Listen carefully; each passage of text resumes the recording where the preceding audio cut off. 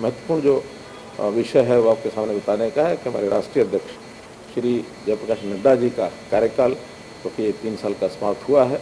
अब आगे जो कि चुनावी वर्ष है, इसलिए एक सर्वसम्मत प्रस्ताव के द्वारा राष्ट्रीय अध्यक्ष जगत प्रकाश नड्डा जी के कार्यकाल को जून 2024 तक उसको एक्सटेंशन उनको मिल गई है और राष्ट्रीय कार्य समिति ने मोहर लगा दिया है। प्रधानमंत्री जी ने भी एक सराहनीय काम जो अभी तक उनका हो रहा है 3 साल का कार्यकाल, उसकी सराहना की है और ये जून 2024 तक, क्योंकि उससे पहले बहुत से काम करने होते हैं, मेंबरशिप करनी होती है, फिर नीचे इकाइयों के चुनाव होते हैं, फिर जाकर के केंद्रीय स्तर तक लगभग 1 वर्ष लगता है उन संस्थात्मक चुनाव में, लेकिन उतना समय न होने के कारण से ये एक्सटेंशन ऐसी दी गई है।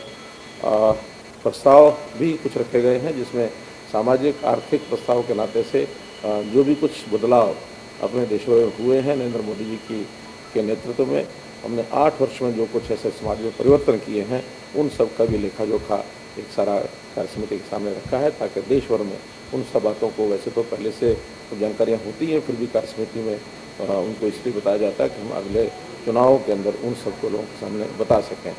प्रधानमंत्री जी का बहुत फोकस ये भी रहा है कि हमने राजनीतिक बातों के साथ साथ अराजनीतिक विषयों पर भी बहुत बार इतने अभियान लिए हैं, इतनी चर्चाएं की हैं, चाहे उसमें बेटी बचाओ बेटी पढ़ाओ की बात होती है, चाहे उसमें पर्यावरण के विषय है, चाहे उसके अंदर मन की बात में बहुत छोटे छोटे विषय उन्होंने साल भर में रखे हैं। अप्रैल में 100वां एपिसोड उनका ये आने वाला है। हर महीने रेगुलर वो इस कार्यक्रम को रखते हैं और बहुत प्रकार के ऐसे सामाजिक समरसता के कार्यक्रम हैं, ये सब भी चर्चा में आए हैं।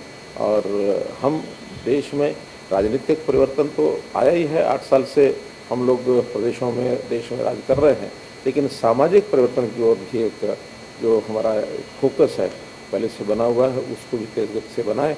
हम अपने देश की, जिसको कहना चाहिए एक विश्व स्तर पर एक ऐसी प्रोग्रेस को देखना चाहते हैं कि विश्व गुरु भारत कैसे बने, इस प्रकार का एक सारा वातावरण, बहुत उत्साहजनक एक वातावरण था। और 2 दिन के इस कार्य समिति में 325 से ऊपर लोग उपस्थित थे और जो बहुत उत्साह लेकर के अपने अपने प्रदेशों में जाएंगे। नड्डा साहब का कार्यकाल कैसा रहा सर? और 1,30,000 तक जो कहीं ना कहीं बूथ तक पहुंचे और जो 9 राज्यों का टारगेट रखा गया है कि हर राज्य में पूरी मेहनत के साथ जाना है, ऐसे तमाम चीज़ों पर भी सर चर्चा सब चर्चा हुई। 2024 को लेकर क्या मानते हैं कि अगुवाई नड्डा साहब के रहने वाले अगले लोकसभा चुनाव में क्या बीजेपी दोबारा रिपीट हो पाएगी? नड्डा साहब की अगुवाई देखिए, आप रिपीट होने की बात करते हैं, हम ये कहते हैं कि लगातार 2014 के चुनाव में हम पहली बार जैसे मोदी जी के नेतृत्व में ये सरकार बनाई, 282 सीटें थी। अमित शाह जी के नेतृत्व में सरकार बनी, 300 से ऊपर सीटें और एक प्रकार से आई हैं। और ऐसा मान के चलते हैं कि इस बार 2/3 का आंकड़ा 360-362 का जो आंकड़ा बनता है उसको हम पार करेंगे, ऐसा एक कार्य समिति का पूरा विश्वास है।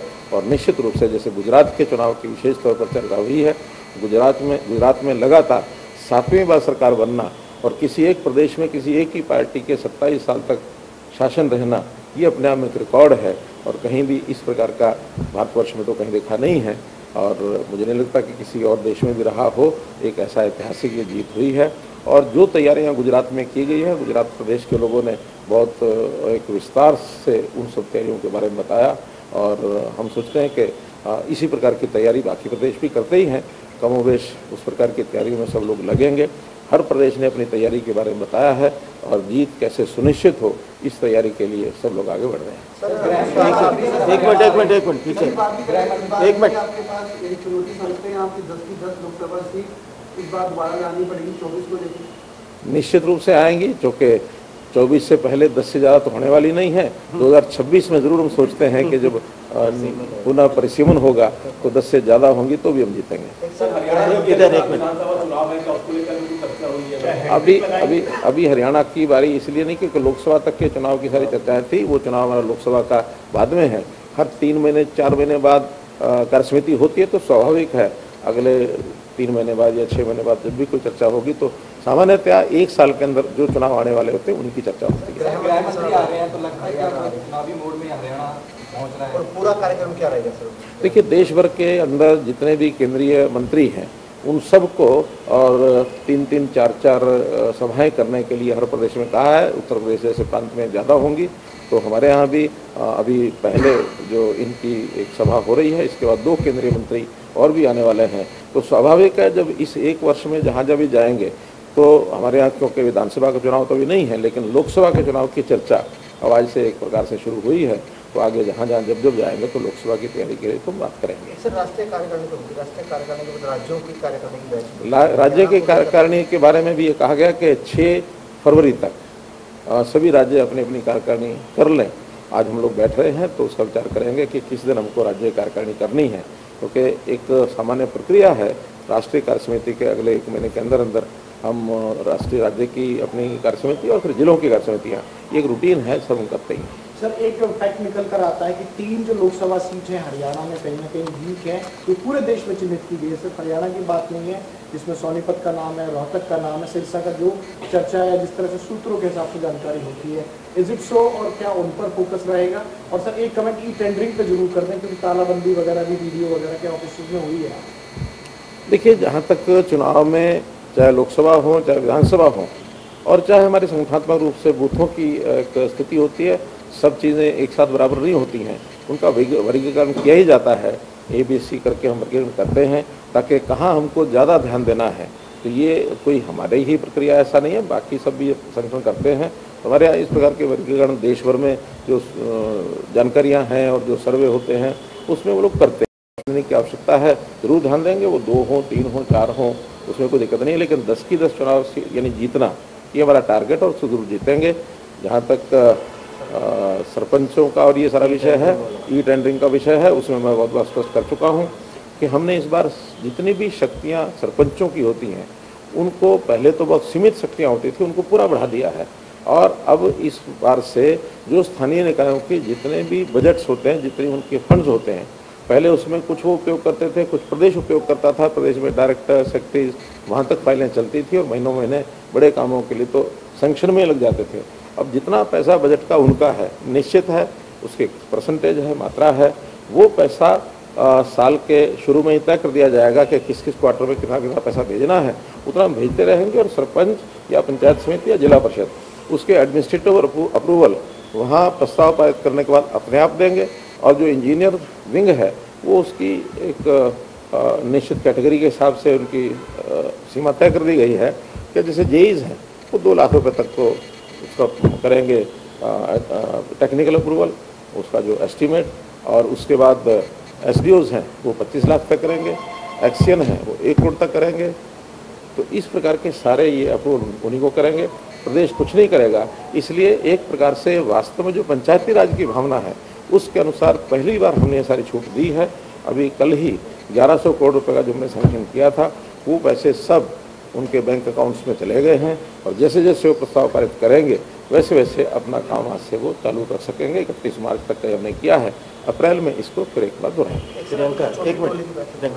सर, जिस तरीके से हरियाणा काफ़ी आगे बढ़ रहा है, तो सवाल ये है कि इंडिया का लोकसभा चुनाव सामने है, हरियाणा अपना कौन सा चीज़ आगे रखेगा जिससे लोकसभा चुनाव में जो जीत है वो और भी मुकम्मल तरीके से?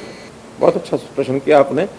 देखिए, हमने अपने पूरे योजनाओं में जो फोकस किया है वो अंत्योदय पर फोकस किया है। और अंत्योदय में जो गरीब परिवार होते हैं, जिनको बहुत कठिनाई होती है अपने परिवार को एक ठीक ढंग से चलाने में, तो ऐसा हमने जब से परिवार पहचान पत्र के माध्यम से उनको चिन्हित किया है, अब हमें एकदम निश्चित पता लग गया है कि किस लेवल के, किस कैटेगरी के कितने लोग हैं, कितने पढ़े लिखे हैं, कितने अनपढ़ हैं, कितने उसमें नौकरी करते हैं, कितने बेरोजगार हैं, कितने खेती करते हैं, कितने दुकानदार हैं, और स्टूडेंट भी हैं तो वो स्टूडेंट भी किस किस स्थान पर, किस कॉलेज में कितने पढ़ते हैं, स्कूल में कितने पढ़ते हैं, कितने ड्रॉप आउट्स हैं।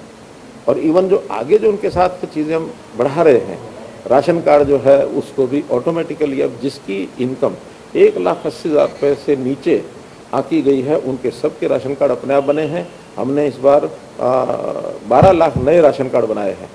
ये भी ठीक है कि कुछ राशन कार्ड कटे भी हैं, क्योंकि बहुत वर्षों से इसका रिवीजन नहीं हुआ था। ये 2011 से जो राशन कार्ड चलते हुए आ रहे थे वही चलते हुए आगे बढ़ रहे थे। बहुत शिकायतें थी कि बहुत लोग ऐसे हैं जो उस लेवल से काफ़ी ऊपर गए फिर भी राशन ले रहे हैं, बहुत ऐसे थे जिनको मिलने चाहिए उनको मिलते नहीं हैं। तो एक एक उसको स्टेप में, और ये हमने किया है। हाँ, कुछ लोगों की शिकायतें आई हैं, उनको हम 31 जनवरी तक उनको सबको ठीक करेंगे। कोई भी गरीब व्यक्ति है, प्रधानमंत्री जी ने जैसे कोविड के बाद सबसे बड़ा काम यही किया कि लोगों को राशन ये मुफ्त में दिया, बल्कि डबल राशन पहुंचा। जो पहले से पीडीएस की दुकानों से मिलता वो तो था ही, 5 किलो पर व्यक्ति राशन अतिरिक्त भी दिया गया। और पूरी दुनिया में, बल्कि आज भी इसका उल्लेख G20 की बैठकों के अंदर ये जो रखा हुआ है, वहाँ के लोगों ने कहा कि भारतवर्ष कोविड में से कैसे एक स्मूथली कितना बाहर निकल करके आया है।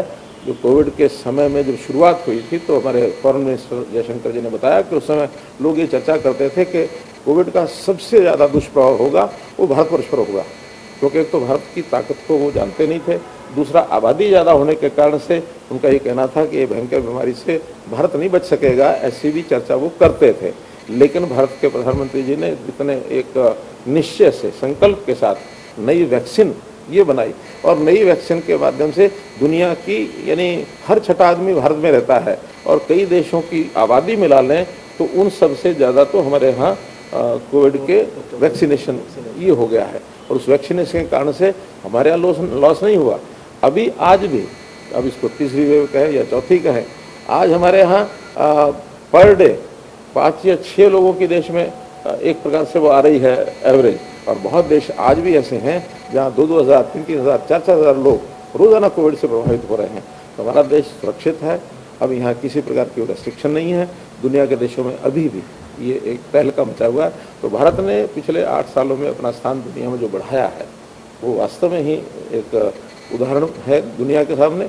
और अब अगली जो अमृतकाल की जो 25 साल की ये वेला है, 25 साल का जो कार्यकाल है, अमृतकाल, इस अमृतकाल में भारत दुनिया का एक सिरमौर देश बनेगा, ऐसी आज की कार्य समिति के अंदर योजना है। ये जो पॉलिसी है सर वो बिल्कुल एक लोगों तक फायदा पहुंचाने के लिए। एक चीज़ जरूर आपके संज्ञान में कि कई जगह ऐसे मामले हैं, जो बच्चा स्कूल पढ़ रहा है, 5 साल का है, 10 साल का है, उसकी भी इनकम फिक्स कर दी गई। ऐसा नहीं है, आखिर तो व्यक्ति ही है जो सर्वे करता है, बाकी सब चीज़ें करते हैं। और जब ये पहली बार परिवार पहचान पत्र बना, उस समय लोगों ने सेल्फ डिक्लेरेशन में भी किसने क्या लिख दिया और क्या उस पर साइन कर दिए, ये गलतियां लोगों की भी हैं, हमारे कर्मचारियों की भी हैं, कहीं ना कहीं मैनेजमेंट कोई कंप्यूटर की भी गलती हो सकती है।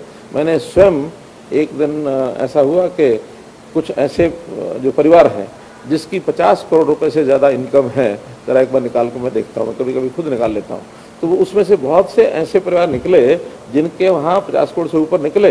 लेकिन जब मैं उसको पढ़ा तो पढ़ते समय अपना मोबाइल नंबर लिखा हुआ उसमें